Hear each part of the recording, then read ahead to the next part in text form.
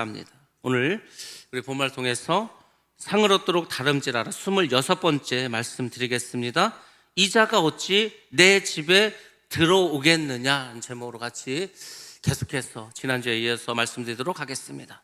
다윗은 요나단을 통해서 사울 왕이 자기를 죽인다는 것을 확신하게 되었습니다. 그래서 이제 어떻게 했습니까? 더 이상 이스라엘에 남아있을 수가 없습니다. 요나단과 다윗은 서로 안아주면서 눈물로 이별을 하게 됩니다. 그리고 이제 다윗은 이스라엘 떠나서 망명길에 이르게 됩니다.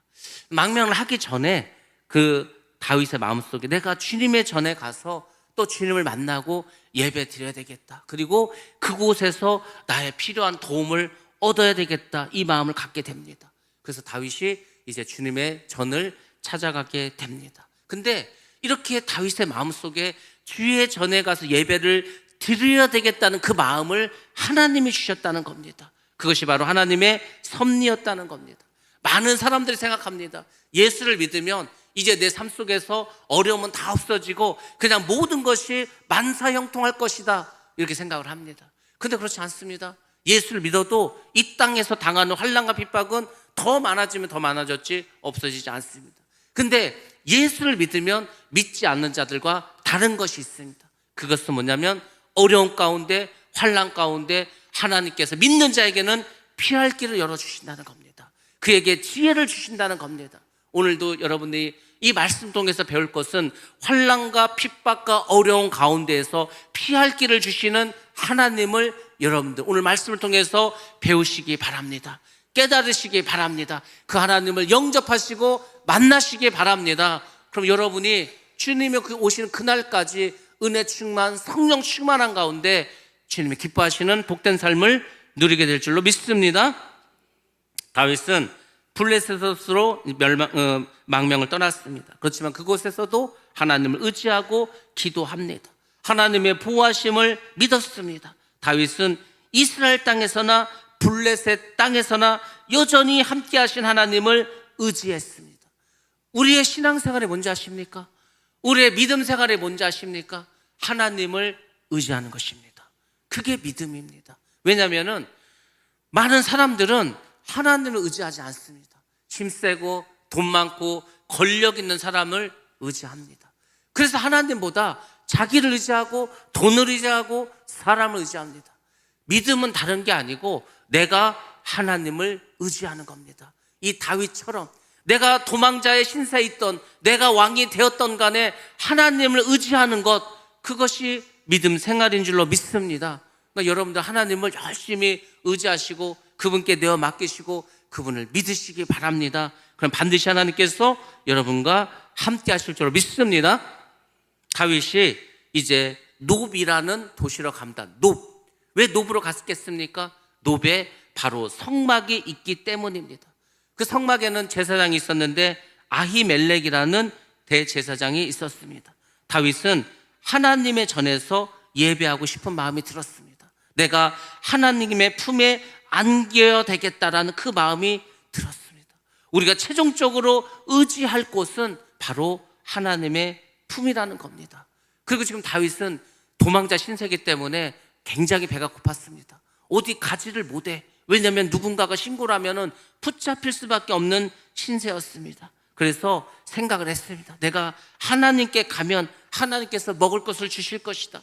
내가 하나님의 전에 가면 하나님께서 나에게 필요한 것을 주실 것이다. 그 믿음을 가지고 있었습니다.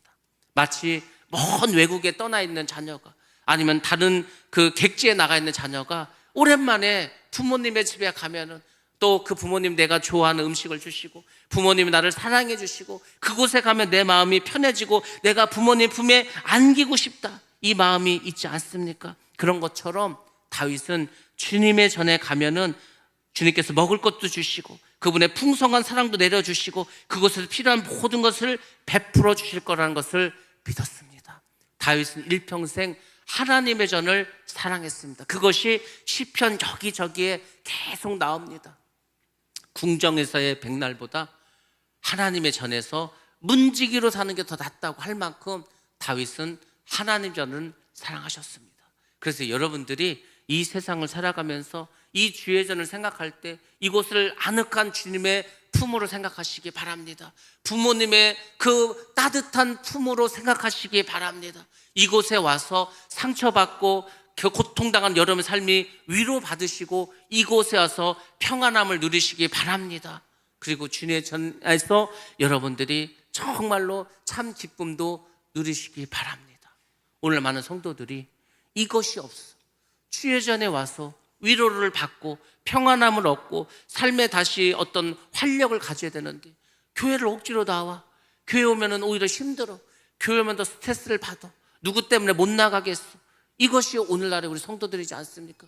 한편으로는 불행한 거죠. 아니 이렇게 주의 전이 좋은데, 이렇게 주님의 전이 소중한 것인데 그 소중한 주의 전을 나가고 싶은 생각도 들지 않고, 나가고 싶어도 고통스러워서 못 나가겠고, 이것이 오늘날 우리들의 모습이고 우리 성도들의 아픈 모습입니다. 그래서 우리는 이곳에 모이면은 다른 거 할 거 없습니다. 서로 사랑하시기 바랍니다. 위로하시기 바랍니다. 새로운 분이 오면은 그분이, 우리는 누가 새로운지 알지 않습니까? 새로운 분들은 누가 누군지 몰라. 새로 누가 오시면 친절하게 정말 반가운 모습으로 인사하시고 반겨주시기 바랍니다. 누가 아픈 분이 있으면 가서 손을 붙잡고 기도해 주시기 바랍니다. 그래서 누구든지 항상 교회에 오고 싶은 곳이 될 수 있도록 하시기 바랍니다. 교회 주일이 되면은 내가 빨리 교회 가야지, 오늘 예배 드린 날이면은 빨리 저녁이 돼서 교회 가고 싶다, 이 마음이 우리 모두에게 들어야 됩니다. 다윗은 주님의 전을 그렇게 생각했다는 겁니다. 내가 빨리 가고 싶고 내가 있고 싶은 곳이 주님의 전. 더군다나 지금 이제 망명을 떠납니다. 언제 다시 주님의 전을 올지 모릅니다. 영원히 오지 못할 수도 있습니다. 그런 심정으로 다윗은 주님의 품을 향해서 나아가게 되었습니다. 다윗은 이스라엘의 군대 장관이었습니다. 성전에 가니까 그곳에 있는 제사장 아히멜렉이 깜짝 놀라는 거예요. 갑자기 소식도 없이 군대 장관이 왔습니다. 그래서 떨면서 다윗을 맞이합니다. 군대 장관이 부하도 데리고 오지 않고 호련단식 혼자의 몸으로 오게 되었습니다. 그래서 물어봅니다. 아니 어떻게 혼자 여기에 오셨냐고. 사실 다윗은 4명 정도의 부하를 데리고 같이 갔습니다. 자, 우리 한번 말씀 보겠습니다. 사무엘상 21장 2절에서 3절 말씀 봅니다. 시작. 다윗이 제사장 아히멜렉에게 이르되 왕이 내게 이를 명령하고 이르시기를 내가 너를 보내는 것과 내가 명령한 일을 아무것도 사람에게 알리지 말라 하시기로 내가 나의 소년들을 이러이러한 곳으로 오라고 말하였나이다. 이제 당신의 수중에 무엇이 있나이까? 떡 5덩이나 무엇이나 있는 대로 내 손에 주소서 하니. 아멘. 아멘. 먼저 왜 자기가 대군을 이끌고 온 것이 아니고 불과 소수 한 4명 정도만 데리고 온 것에 대해서 설명을 합니다. 왜냐하면 의심을 피해야 되니까. 그리고 왕이 이렇게 명령을 했다고 이야기합니다. 내가 비밀스러운 작전을 지금 왕으로부터 받았다는 거예요. 그러니까 내가 여기에 온 것도 누구에게 알리지 말라고 합니다. 비밀 지령을 받았다고 하는 겁니다. 그래서 부하들은 이미 지금 다른 곳에 다 모여 있고 우리가 약속된 장소에서 다른 부하들을 만날 거다, 이렇게 말을 해 줍니다. 그래서 위기를 모면하게 되죠. 여러분들, 우리가 세상을 살아가다 보면은 또 신앙생활을 하다 보면은 반드시 우리에게 위기가 닥칠 때가 있습니다. 여러분들은 위기가 닥치면은 어떻게 하실 겁니까? 사람을 찾아갑니까? 내 생각, 내 어떤 경험으로 그 위기를 넘어가려고 합니까? 그렇지 않습니다. 예수를 믿고 하나님을 믿는 우리는 이때 하나님의 지혜를 구하셔야 됩니다. 하나님의 인도하심을 받아야 된다는 겁니다. 저도 인생을 살아오면서 몇 번의 위기가 있었습니다. 큰 위기도 있고 정말 힘든 때도 있었습니다. 그 중에 한 번 이런 일이 있었습니다. 제가 참 어떻게 보면은 제가 피해자인데 잘못하면 제가 가해자가 될 수도 있는 그런 상황에 빠지게 되었습니다. 그래서 제가 너무 힘들었어. 너무 고통스러웠어. 그래서 일주일 후에 그 사람이 저를 만나자는 거예요. 제가 일주일 동안 금식하면서 하나님께 기도했습니다. 하나님, 제가 이제 대학교 4학년밖에 되지 않았는데 이 젊은 나이에 제가 인생 큰 위기를 당하게 됐어요. 이게 지금 일이 잘못 해결되면은 제 인생 여기서 큰 타격을 입을 수가 있습니다. 하나님 어떻게 했으면 좋겠습니까? 일주일 동안 금식하면서 하나님께 기도했습니다. 근데 하나님 응답을 주시지 않아요. 근데 그 마지막 날, 그 사람을 만나는 날이 됐습니다. 그날 아침 기도하는데 하나님께서 이런 말씀을 주셨습니다. 사랑은 허다한 죄를 덮느니라. 그러니까 네가 가서 네가 그냥 잘못됐다고 하고 용서를 빌으라는 거예요. 제가 그랬죠. 하나님, 제가 잘못한 게 아니고요, 저는 피해자라니까요. 근데 하나님은 그러십니다. 그냥 용서를 빌면 된다는 거예요. 아니, 그래가지고 하나님의 뜻이라 생각하고 이제 그분을 만납니다. 그분을 만나자마자 제가 잘못했다고 하고 용서를 빕니다. 아마 이분도 제가 어떻게 나오냐에 따라서 아마 이제 단계를 정했겠죠. 근데 뭐 만나자마자 제가 잘못했다고 하니까 그분도 압니다. 제가 지금 피해를 봤다는 걸 알아. 근데 제가 잘못했다고 하니까 더 이상 그분도 어떻게 할 수가 없어서 그냥 그 자리에서 문제가 해결되었습니다. 여러분들, 하나님은 우리에게 위기가 닥쳤을 때 이렇게 기도하면 그분의 지혜를 주십니다. 그분의 말씀을 주십니다. 그리고 가장 완벽하게 문제를 해결하게 하십니다. 내 생각을 가지고 했다면, 다른 사람의 말을 들었다면, 야, 네가 잘못했는데 왜 네가 용서를 믿어? 싸워. 그리고 법대로 해. 끝까지 가. 그럴 수도 있겠죠. 그러면은 무엇이 남겠습니까? 그냥 상처만 남지 않습니까? 상처만 남아. 근데 그냥 내가 자존심을 굽히고, 내가 물론 잘못한 것은 없다고 생각하겠지만 그 사람은 또 그렇게 생각 안 할 수 있지 않습니까? 아무튼 그렇게 해서 문제를 지혜롭게 해결할 수가 있었습니다. 여러분들, 우리가 위기가 어려움이 왔을 때 여러분들은 반드시 하나님을 의지하셔야 됩니다. 그분이 말씀을 주실 때까지 기도하셔야 됩니다. 그리고 반드시 하나님의 방법으로 모든 문제를 해결하시기 바랍니다. 그러면 그때마다 하나님은 여러분을 선한 길로, 승리의 길로, 복된 길로 그렇게 인도해 주실 줄로 믿습니다. 다윗이 지금 그래서 하나님의 성전으로 나아가고, 그리고 이렇게 이야기를 해서 위기를 모면합니다. 또 다윗은 어떤 문제가 있었습니까? 도망 다니라고 너무 배가 고팠습니다. 제사장에게 말합니다. 먹을 것이 있으면 좀 달라고 합니다. 빵 한 5덩이 정도가 필요한데 만약에 없으면 조금이라도 달라고 합니다. 그때 제사장이 뭐라고 말합니까? 우리에게는 그냥 일반 사람들이 먹을 수 있는 그런 떡이나 빵은 없다고 합니다. 단지 거룩한 빵만 있다고 합니다. 그 거룩한 빵은 사실은 제사장들만 먹을 수가 있습니다. 우리가 출애굽기 하면서 그 성막을 뵈면서 진설병에 대해서 말하지 않았습니까? 떡상을 만들고 이스라엘의 12지파의 수대로 떡 6개씩 2줄로 12개를 올려놓습니다. 그리고 한 일주일 정도 지나면 제사장들이 그것을 다시 바꿔놓습니다. 그래서 그 떡밖에 없는데 그나마도 제사장들이 성소에서만 먹을 수가 있다는 겁니다. 근데 그 제사장이 말을 합니다. 만약에 당신의 그 부하들이 여자를 가까이 하지 않았다면 그 빵을 줄 수도 있다고 말을 합니다. 이 아히멜렉은 어떻게 합니까? 율법보다도 배고픈 자를 불쌍히 여기는 긍휼의 법을 먼저 앞세웠다는 겁니다. 여러분들이 잘 아셔야 될 게 뭐냐면, 하나님께서 이스라엘 백성들에게 율법을 주셨습니다. 613가지의 율법을 줬습니다. 그것은 창세기로부터 시작해서 그 모세오경에 하나님께서 하라는 것, 하지 말라는 것을 전부 다 찾아서 613가지를 율법으로 만들고 그들이 지켰습니다. 많은 사람들이 그 법을 만들고 지킵니다. 근데 이게 시간이 지나니까 어떻게 됐습니까? 그 율법을 통해서 사람들을 얽매기 시작했습니다. 율법의 사슬로 사람들을 묶어버렸어. 하나님을 믿는 게 기쁨과 감사가 아니라 오히려 하나님을 믿는 게 너무 힘들어. 그래서 예수님 시절에도 너무 종교 지도자들이 모든 백성들을 하나님의 은혜와 긍휼과 사랑으로 베푸는 것이 아니고 그 율법을 다 묶어버렸습니다. 너 이렇게 하지 않으면 죄 받아. 너 이렇게 하면 하나님께 벌 받아. 그 사람들이 하나님 믿는 게 너무나 힘들 수밖에 없게 했다는 겁니다. 근데 그는 어떻게 했습니까? 긍휼의 법을 앞세웠습니다. 왜냐하면 그것이 율법의 정신이기 때문이었습니다. 하나님은 모든 법보다도 하나님의 긍휼을 우선시합니다. 그것이 최고의 법이라고 말씀해 주고 있습니다. 자, 우리 한번 말씀 보겠습니다. 마태복음 23장 23절 말씀입니다. 시작. 화 있을진저 외식하는 서기관들과 바리새인들이여, 너희가 박하와 해양과 근처의 11조는 들이되 율법에 더 중한 바 정의와 긍휼과 믿음은 버렸도다. 그러나 이것도 행하고 저것도 버리지 말아야 할지니라. 아멘. 예수님께서 이 당시에 종교 지도자들에게 말합니다. 화가 있을 거라고 합니다. 누구에게? 외식하는 서기관들과 바리새인들에게. 서기관과 바리새인은 그 당시에 종교 지도자입니다. 오늘날로 치면은 목사님들이고 총회장이고 이런 분들입니다. 근데 너희가 박하와 회양과 근처에 11조는 드린다는 거죠. 이게 다 상품이고 향료고 굉장히 비싼 겁니다. 그것에 대한 11조는 드려. 근데 그거보다 더 중요한 게 있다는 거예요. 율법에 더 중요한 것은 뭐냐면은 뭐죠? 정의와 긍휼과 믿음이야. 근데 그것은 버렸다는 겁니다.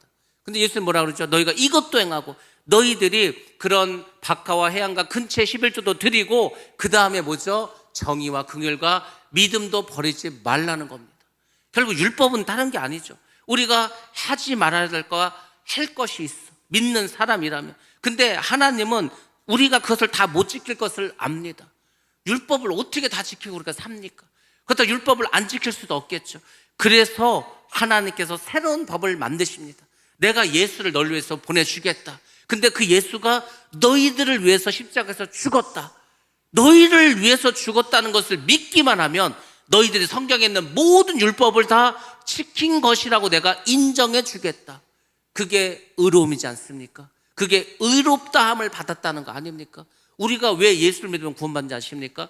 예수님께서 우리를 위해서 나를 위해서 십자가에서 죽으셨다. 그것을 믿었기 때문에 그것을 의로 받다는 겁니다. 하나님의 사랑, 하나님의 긍휼, 이것을 하나님은 훨씬 더 중요하게 여긴다는 거예요. 근데 그렇지 않고 이것을 가지고 오히려 성도들을 막 옥죄요. 성도들을 꼼짝 못하게. 이건 진짜 있었던 교회인데 이런 교회가 있었습니다. 11조와 모든 그 헌금을 다 주보에다 기록을 해요. 그게 좋은 점도 있고 안 좋은 점도 있습니다. 아무튼 우리는 그거 싫지 않죠. 그런데 여러분 보시기 바랍니다. 어떤 교회는 11조를 내면은 11조를 제일 많이 낸 사람을 제일 앞에 씁니다. 그러면은 제일 뒤에 서 있는 사람은 제일 적게 낸 거 아니에요? 그러니까 성도들 그걸 보면서 서로 이제 어떻게 경쟁을 하는 거야. 야, 그래도 내가 교회에서 이 정도 위치인데, 내가 그래도 앞자리에 있으면 뒤에 있으면 내가 되겠어? 그 체면 때문에 나중에 이제 무슨 일이 벌어지냐면 이 사람들이 융자를 얻고 대출을 받아서 11조를 합니다. 그걸 하나님이 받으시겠습니까? 하나님이 기뻐하시겠습니까? 하나님은 그런 짓 하지 말라는 겁니다. 오늘날에도 이 율법을 가지고 성도들을 얽매이는 죄종들이 얼마나 많은지 아십니까? 예수님께서는 이 율법을 완성하시고 우리로 하여금 기쁨과 감사로 살고 모든 그 죄의 사슬을 끊어주셨는데 오히려 이것을 가지고 사람들을 옥죄는 데가 얼마나 많은지 아십니까? 이단의 교주도 그렇습니다. 이단의 교주도 아닌데도 그런 사람들도 있습니다. 제가 신학교를 다니면서 저 사람은 왜 신학교를 왔지? 뭐 때문에 왔지? 그런 사람들이 있습니다. 또 저분은 왜 목사가 됐지? 뭐하러 목사를 하지? 목사를 왜 하지? 그런 분들도 많이 봤습니다. 하나님은 우리가 예수를 믿음으로 해서 죄의 사슬에서 벗어나고 모든 율법에 얽매는 것을 끊어주셔서 예수를 믿는 게 기쁨과 감사로, 교회에 오는 게 너무나 행복하고 기쁨으로 그렇게 살라고 했는데 이것저것 막 덧붙여서 사람들도 힘들게 하고 고통스럽게 하는 경우가 얼마나 많은지 모릅니다. 그래서 여러분들이 그런 교회 다니는 분이 있으면 당장에 나오라고 해야 되는 거예요. 9.11 테러가 벌어졌습니다. 그 월드 트레이드 센터, 그 무역센터가 막 무너져 내립니다. 그래서 많은 사람들이 막 도망치지 않았습니까? 그걸 보고서 미국의 유명 목사님이 이렇게 설교하십니다. 런! 달리라는 거예요. 달리라는 거예요. 도망쳐 나오라는 거예요. 잘못된 교회가 있다면 거기서 구원이 없는 교회라면 달려 나오라는 거예요. 그 지금 월드 트레이드 센터에서 도망쳐 나오듯이 도망쳐 나오라는 거예요. 그것이 살 길이라는 겁니다. 오늘날 우리가 진리의 말씀이 없어. 생명도 없어. 근데 그냥 다녀. 여러분들 그 다니면 뭐 할 겁니까? 생명이 없는데. 이단들은요, 집을 팔아 바치던 자기가 최선을 다해서 모든 자기 삶을 들여도요, 결국은 지옥입니다. 결국은 지옥이라니까. 근데 거기서 빠져나오지를 못하는 거예요.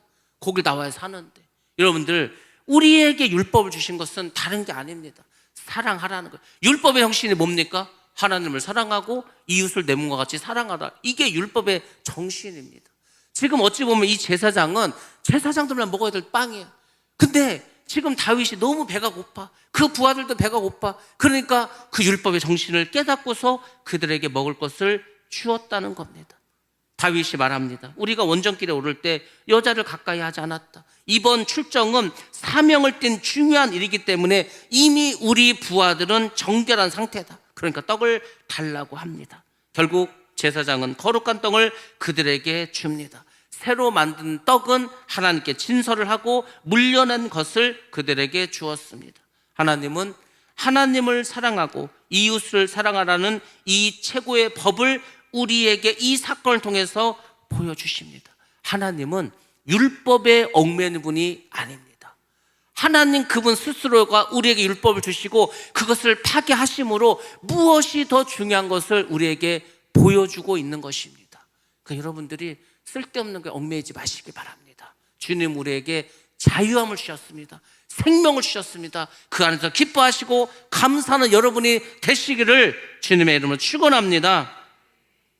하나님은 제사보다 긍휼을 원하십니다. 하나님은 아히멜렉을 통해서 다윗과 부하들의 배고픔을 채워주십니다. 그것이 하나님의 역사이지 않습니까? 자, 근데 이 상황 속에서 어떠한 일이 하나 더 벌어지게 됩니다. 사무엘상 21장 7절 말씀입니다. 시작. 그날에 사울의 신하 한 사람이 여호와 앞에 머물러 있었는데 그는 도액이라 이름하는 에돔 사람이요 사울의 목자장이었더라. 아멘. 아멘. 그때에 사울의 신하 중에 도액이라는 사람이 있었습니다. 이 사람이 에돔 사람이었는데 이 사람이 무슨 일이 있어서 그때 성막에 머무르고 있었습니다. 근데 이 사람 누구였냐면 사울의 목자 중에 우두머리였습니다. 사울왕의 신복이었다는 겁니다. 근데 가만히 보니까 다윗이 성막에 왔어. 근데 제사장이 이 다윗에게 먹을 것을 주고 다윗을 막 도와주는 거예요. 나중에 사울왕에 가서 일을 다 고자질하게 됩니다. 그래서 어떻게 된지 아십니까? 85명의 제사장이 죽게 됩니다. 다윗을 도와줬다는 그 죄목 때문에. 이 사람은 참 악역을 한 사람이죠. 악역을 한 사람은 하나님께서 반드시 그 사람을 멸망시킵니다. 여러분들이 이것을 한번 생각해 보시고 살기 바랍니다. 기왕에 이 세상에 태어났어. 또 어찌됐든 간에 여러분들 예수를 믿어. 그럼 여러분들 의의 병기로 쓰임받기 바랍니다.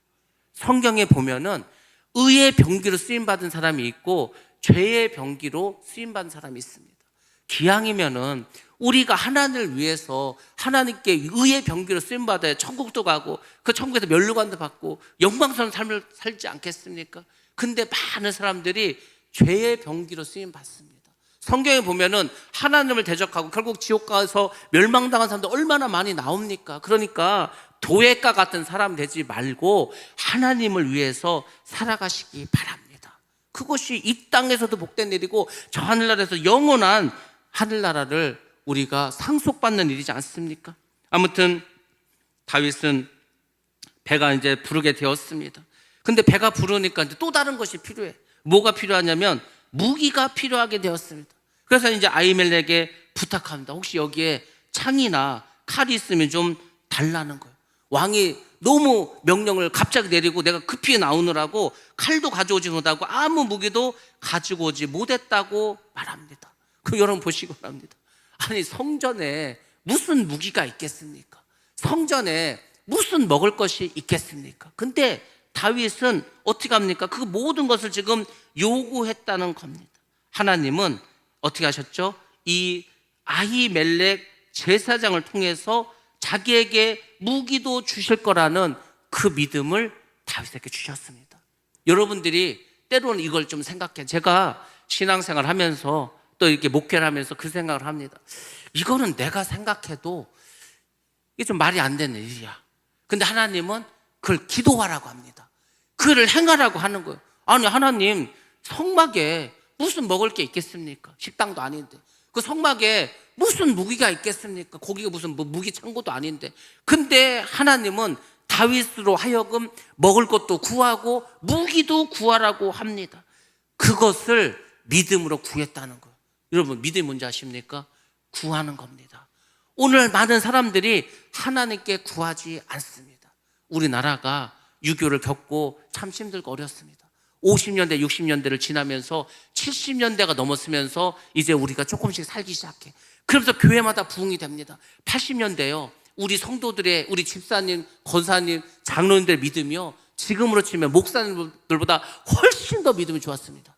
금식도 많이 하고 집회도 많이 다니고 능력도 많이 받고, 그게 한국의 모습이었어요. 지금은 목사님들이 그 당시에 집사님들만도 못해, 능력이 없어, 병든 자에게 손을 얹어도 낫지도 않아, 귀신도 못 쫓죠. 그렇게 됐다니까요. 여러분들, 우리가 그런 시절이 있었습니다. 하나님을 의지하고 하나님께 구하면 주실 것을 믿었다니까요. 오늘날엔 사람들이 풍족해, 다 가지고 있어, 특별히 아실 것도 없어, 배부르고 등 따셔, 구하지 않는 거예요. 구하지 않으면 하나님 안 주십니다. 지금 우리의 모습이 육적으로는 부유한 것 같지만 영적으로는 가난한 자입니다. 그렇지 않습니까? 지금 우리의 모습이 그런 모습이 되고 말았다는 겁니다. 사대교회가 그렇지 않았습니까? 사대교회가 우리 잘 사는데, 야, 우리는 금도 많고 먹을 것도 많고, 우리는 뭐 풍요해, 아실 게 없다는 거예요. 근데 사도연은 뭐라 했습니까? 너희들이 지금 헐벗고 있다는 거예요. 벗고 있다는 거예요. 너희들이 가난하다는 겁니다. 우리의 모습이 그렇지 않습니까? 육신적으로는 풍요한 것 같지만은 영적으로는 지금 다 빈궁한 자들입니다. 거지와 같은 삶을 살고 있어요. 하나님께 구하지도 않고 있습니다. 하나님이 왜 다윗에게 성전에 가서 먹을 것과 무기를 구하라고 했겠습니까? 구하면 주신다는 거 아닙니까? 성막에서도 성전에서도 다윗은 믿음을 가지고 구했습니다. 사실 하나님께서 다윗에게 방패고 무기셨습니다. 그것을 믿었습니다. 그렇게 해서 이제 무기를 달라고 했더니 이 제사장이 뭐라고 합니까? 엘라 골짜기에서 죽은 골리앗의 칼이 우리에게 있다는 거예요. 그 골리앗의 칼을 가져다가 보자기에 싸서 에봇 뒤에 뒀다는 겁니다. 골리앗의 칼이 뭡니까? 다윗이 골리앗을 죽이고 골리앗의 칼을 빼서 골리앗의 목을 치지 않았습니까? 그 칼이 바로 그 칼. 그 칼이 세상에 성막에 있다는 겁니다. 하나님이 이렇게 준비해 주신다니까요.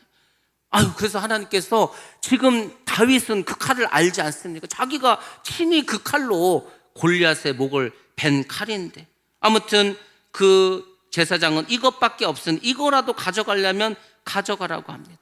다윗이 말합니다. 그 칼만한 것이 없다, 달라고 하죠. 그리고 어떻게 합니까? 다윗은 주님의 전에서 빵과 칼을 다 얻게 되었습니다. 기도를 통해서 필요한 모든 것을 구했다는 겁니다. 하나님은 기도하는 자에게 이렇게 필요한 모든 것들을 다 채워주십니다. 다윗은 이제 그 성막을 떠납니다. 이스라엘에서 도망쳐서 블레셋 땅으로 들어갑니다. 가드라고 하는 도시로 갑니다. 우리가 작년에 여호수아서를 하면서 블레셋에서 큰 5개의 성이 있었는데 그 중에 하나가 가드라는 곳이라고 여러분에게 말씀을 드렸습니다. 자, 그곳에 갑니다. 거기에는 왕이 있었는데 아기스라고 하는 왕이 있었습니다. 사울은 생각했습니다. 내가 사울왕만 피하면 어느 곳에 가서도 안전하게 살 수 있을 거라 생각했습니다. 그래서 블레셋으로 정치적인 망명을 떠나고 적진 블레셋이 더 안전할 것이라고 생각을 했습니다. 다윗은 이렇게 생각했어. 내가 골리앗을 죽인 게 소년 시절이고 지금은 세월도 많이 변했고 내가 이제 어른이 되었고 수염도 이렇게 자랐으니까 이 사람들이 자기를 못 알아볼 거라고 생각을 했습니다. 근데 여러분, 그 가드는 안전한 곳이 아니었습니다. 그곳이 어디입니까? 골리앗의 고향입니다. 적의 소굴이었습니다. 아기스의 부하들이 가만히 보니까 어디서 본 사람이에요. 여러분들, 다윗이 골리앗을 죽였을 때 그곳에 있었던 사람들이 지금 여기서 다윗을 보지 않겠습니까?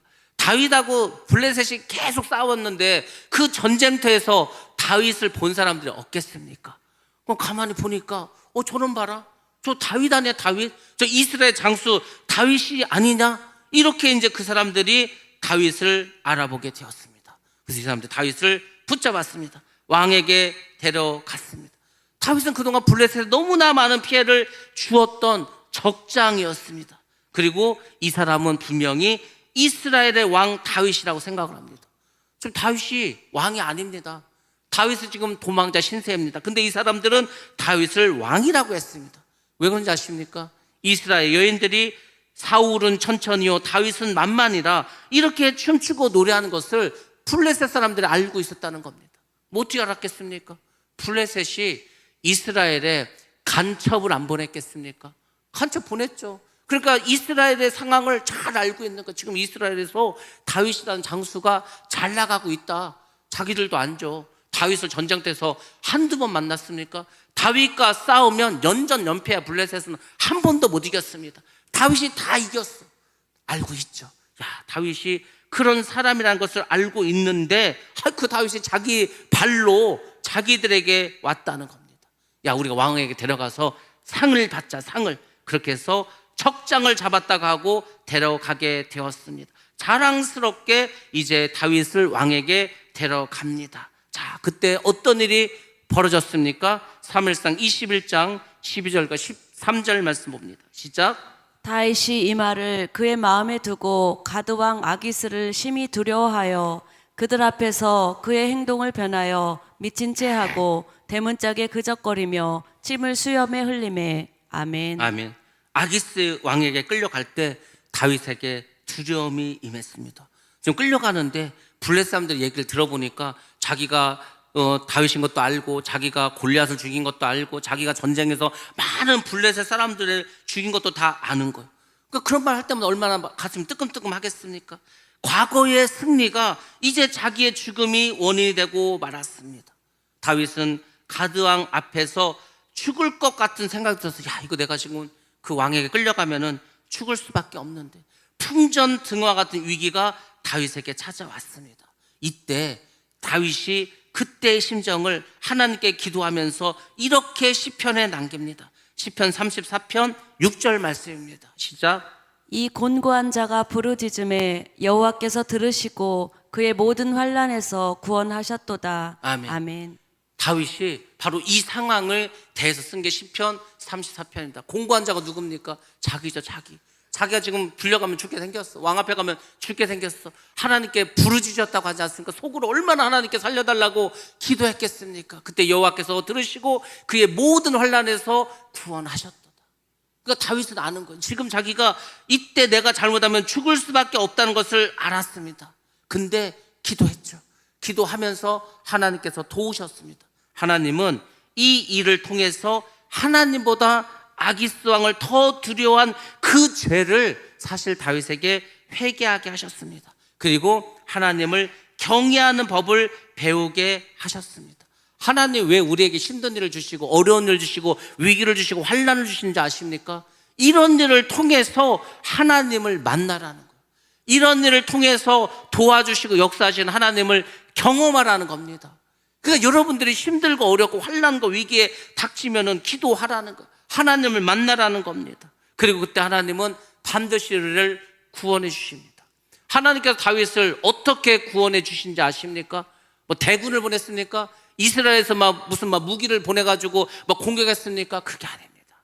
하나님은 한 가지 지혜를 그에게 주셨습니다. 하나님 주신 문제 해결책이 뭔지 아십니까? 다윗에게 너 미친 척 하라는 거예요. 여러분들, 하나님이 다윗에게 미친 척 하라는 게 하나님의 방법이었다는 겁니다. 하나님은요, 그렇게 역사하죠. 저도 어떤 문제가 있었어. 어떤 어려움이 있었어. 하나님께 기도했더니 하나님 그럽니다. 너 이 사람을 만나면 이런 식으로 말을 해. 이렇게 행동을 해. 이렇게 해서 이 분위기를 끌고 나가. 구체적으로 알려주십니다. 여러분들이 그런 하나님을 만나셔야 돼. 그러면 여러분들 사업하는 사람들은요, 하나님께서 큰 대로의 길을 열어주십니다. 직장인들은요, 그 직장에서 존귀한 자가 돼서 이 직장에서 꼭 필요한 사람이 되게 하십니다. 여러분들이 어떤 일을 하던 간에 하나님 여러분과 함께 하십니다. 이 지혜는요, 사람의 지혜가 아니에요. 아니, 미친 척 하라는 게 누가 그걸 생각할 수 있겠습니까? 다윗이 자기 생각으로 미친 척 한 게 아니고 하나님의 응답이 미친 척 하라는 것이었습니다. 다윗은 그들 앞에 가서 연기를 합니다. 성문에 가는데 그냥 미친 사람 마냥 거기다 막 아무렇게나 끄적끄적 하는 거예요. 미친 사람 특징이 뭐냐면 아무 의미 없는 말을 반복적으로 합니다. 아무 의미 없는 행동을 반복적으로 행동을 합니다. 그게 정신 이상자예요. 그리고 또 어떻게 했습니까? 수염에 침이 질질 흘러. 여러분들 넉나간 사람들은 입을 허 벌리고 침이 막 질질 흘리지 않습니까? 누가 봐도 이건 미친 사람이요. 여러분들 정말로 미친 사람처럼 다윗이 행했습니다. 다윗은 그동안 한 번도 미친 사람에 대한 행동을 한 적이 없어. 그가 얼마나 어색하겠습니까? 근데 완벽하게 그것을 잘 할 수 있었다는 겁니다. 왜? 하나님께서 그 순간에 역사해 주셨다는 거예요. 제가 아까 말씀드린 것처럼 어떤 사람 만나면 어떻게 말하고 어떻게 행동하고, 하나님 내가 그렇게 해본 적이 한 번도 없는데요. 걱정하지 마. 정말 신기하게 사람을 만났는데 하나님께서 제가 그런 말을 담대히 말하고 그런 행동을 나도 모르게 하는 거예요. 나도 모르게 내가 생각하면 해도, 아니 내가 어떻게 이런 말을 하지? 내가 어떻게 이런 행동을 하지? 나도 모르는 나의 숨은 재능이요 막 나타납니다. 신기하게도 그때 하나님께서 역사하셨다는 겁니다. 하나님이 그렇게 우리를 사용하신다니까요. 여러분들, 하나님은요 능력이 많으신, 능하신, 전지전능하신 분입니다. 그분은 모든 것을 알고 계십니다. 모든 것을 할 수 있습니다. 그분이 우리와 함께 하시고 내 안에 들어와 역사하시면 나를 통해서 얼마든지 이러한 능력을 베풀 수 있는 그런 하나님을 여러분들 믿으시기 바랍니다. 자, 14절과 15절 말씀 자 같이 한번 보도록 하겠습니다. 시작. 아기스가 그의 신하에게 이르되 너희도 보거니와 이 사람이 미치광이로다. 어찌하여 그를 내게로 데려왔느냐? 내게 미치광이가 부족하여서 너희가 이 자를 데려다가 내 앞에서 미친 짓을 하게 하느냐? 이 자가 어찌 내 집에 들어오겠느냐 하니라. 아멘. 아멘. 다윗의 연극이 대성공을 거뒀습니다. 하나님께서 다윗의 기도를 들어주십니다. 그 출애굽을 할 때 10가지 재앙을 내리지 않았습니까? 그때 바로 왕의 마음을 강팍하게 하셨죠. 그래서 하나님이 출애굽의 역사를 이루십니다. 이때도 마찬가지입니다. 아기스 왕이 다윗이 막 미친 척을 하는데 정말로 미친 사람으로 보게 하셨다는 겁니다. 그래서 이제 아기스 왕이 화를 내는 거죠. 야, 이 미친놈 왜 나에게 데려왔냐? 소리를 치면서 책망합니다. 야, 우리나라에 미친놈이 없냐? 미친놈이 부족하냐? 왜 저런 완전히 미친놈까지 데리고 왔냐? 이거죠. 부하들을 책망합니다. 왕궁에 뭐 저런 미친 놈까지 데리고 와서 여기서 거하게 하냐고 막 화를 냅니다. 참 신기한 일이 벌어지지 않았습니까? 다윗이 나중에 시편을 쓰면서 이 당시에를 회상하면서 이렇게 씁니다. 다윗이 뭐라고 하는지 아십니까? 여호와의 천사가 여호와를 경외하는 자신을 둘러 진치고 건져내셨다고 고백을 합니다. 하나님이 눈에 보이지 않지만 이때 천사를 보냈어. 다윗을 도와줘. 다윗이 미친 사람 연기를 잘 할 수 있도록 도와줘. 아기스의 마음속에서 저놈은 미친놈이라고 생각하게 해. 하나님이요 그렇게 역사하는 겁니다. 여러분의 인생의 어려움 가운데, 문제 가운데 하나님 역사하시면 하나님이 천사를 확 보내. 야, 니네 저기 가가지고 지금 이렇게 하라고. 아니, 하나님이 그렇게 일하신다니까요. 그게 예수를 믿는 사람, 하나님을 믿는 사람에게는 지금도 그렇게 역사하고 계신 줄 믿습니다. 저에게도 늘 역사하시거든요. 여러분도 마찬가지. 여러분이 마음의 중심에 하나님을 똑바로 믿고 하나님께 의지하고 기도하면 하나님 천사를 보내서 지금도 도와주신다니까. 그러니까 구하시기 바랍니다. 기도하시기 바랍니다. 순종하시기 바랍니다. 하나님이 기뻐하신 삶을 살아가시기 바랍니다. 지금도 하나님은 우리의 마음의 중심을 보시고 그의 기도를 들어주시고 하나님은 구원해 주실 줄로 믿습니다. 하나님은 이 사건을 통해서 다윗을 가장 낮은 자리에 가게 합니다. 가장 약한 자리에 가게 합니다. 그리고 다윗으로 하여금 약한 자와 낮은 자를 이해할 수 있는 그런 왕이 될수록 해주십니다. 왕은요, 가난한 사람이 왜 가난한지 몰라. 그들의 아픔과 눈물을 몰라. 아픈 사람도 몰라. 외로운 사람의 마음도 몰라. 근데 왕이 그런 것을 경험하면 그들의 아픔을 압니다. 환난을 당하는 자를 이해하려면 내가 환난을 당해봐야 돼. 그래서 하나님은 크게 쓸 종과 하나님의 사람에게는요 많은 환난과 어려움을 주십니다. 왜? 그것을 통해서 아는 거예요. 하나님께서 누구에게 마음이 가 있습니까? 과부들에게, 고아들에게, 객에게. 왜 이 당시에 객이 있습니까? 이 사람들이 뭐 어디 놀러 다니는 게 아닙니다. 이 사람들은 먹고 살 게 없어. 먹고 살 게 없기 때문에 객이 되어서 유리방황하는 겁니다. 그들에게 먹을 걸 주라는 거예요. 먹을 게 없는 사람들 먹을 걸 줘야지 뭘 줍니까? 입을 게 없는 사람에게 입을 걸 줘야 될 거지 않겠습니까? 우리가 선교하고 구제하는 것은 다른 게 아닙니다. 하나님이 원하시고 하나님이 기뻐하시고 하나님이 우리에게 하라고 하시는 그 일을 하는 겁니다. 우리가 하나님의 일을 하는 게 뭡니까? 우리가 하나님의 일을 하는 게 구제하고 봉사하는 겁니다. 다른 게 아니라고. 그래서 이 일을 통해서 하나님의 사랑과 하나님의 역사하심을 알게 하는 겁니다.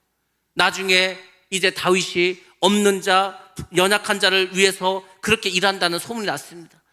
이 다윗이 있는 아굴람 굴에 많은 환난 당한 자들이 몰려듭니다. 환난을 당할 때 하나님 의지하는 것을 이들이 알게 되고 배우게 됩니다. 하나님은 우리의 기도를 들으시고 친히 구원하시고 우리가 환난을 당할 때 우리로 하여금 겸손함을 배우게 하시고 하나님의 사랑을 배우게 하십니다. 그러므로 여러분, 내가 지금 환난 가운데 있다, 어려운 가운데 있다, 그러면은 딴 거 생각하지 마시고 겸손히 하나님을 바라보시고 그분의 말씀에 순종하시면서 간구하시기 바랍니다.